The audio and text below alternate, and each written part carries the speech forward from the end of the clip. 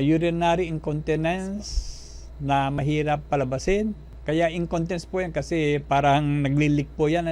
Hindi ko alam kung anong diagnosis ang binigay sa inyo. Gusto ko malaman kung meron bang bukol doon sa inyong pantog o meron ba kayong enlargement ng prostate if you are male, okay? Or baka meron naman kayong infection doon sa pantog, ang tawag po natin ay cystitis. So, iba-ibang dahilan po ay iba-ibang dosage ng ionic ang kailanganin nyo.